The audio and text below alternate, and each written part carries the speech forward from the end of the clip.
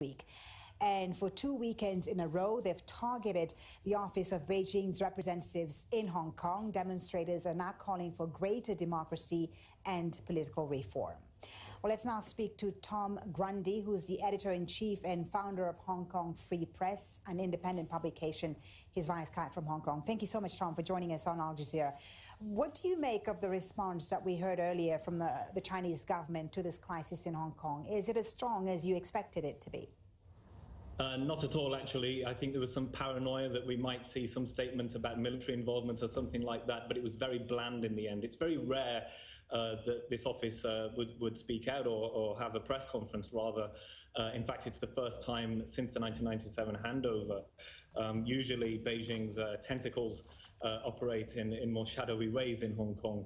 But their statement basically reiterated what they've been saying for some time, saying that they hope Hong Kongers will oppose violence, uphold the rule of law, and end the political conflict, which ironically is some of the demands also of the protesters. They said that they support the Hong Kong government and police, and they condemned the protests that have been ongoing for over 8 weeks now.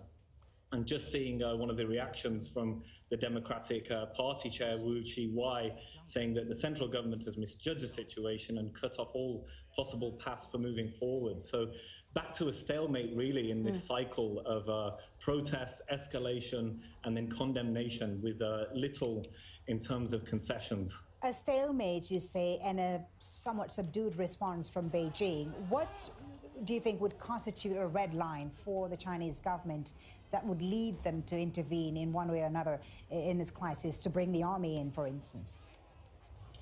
Well, the red line we always hear about is this notion of sedition or the pro-independence movement, and certainly when activists threw ink on the Chinese emblem, this was seen as a challenge to Chinese sovereignty. But these murmurs of military involvement we've been hearing lately, there's no real proof of that happening anytime soon. If anything, the police have other toys that they can break out to suppress these protests, such as water cannon.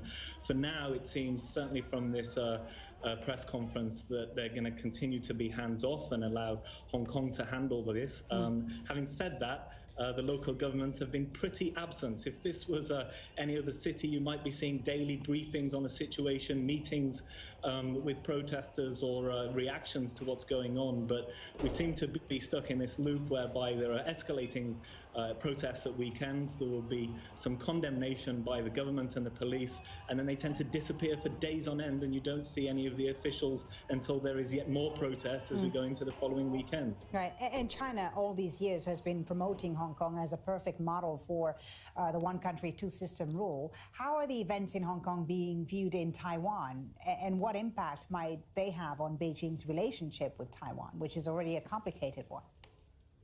Yes, for decades, Hong Kong was meant to be a showcase for the one country, two systems agreement with its autonomy for Taiwan. But even some of the more pro-China entities on that island have been voicing concern about what's been happening here. And certainly President Tsai Ing-wen has voiced support for the protesters here.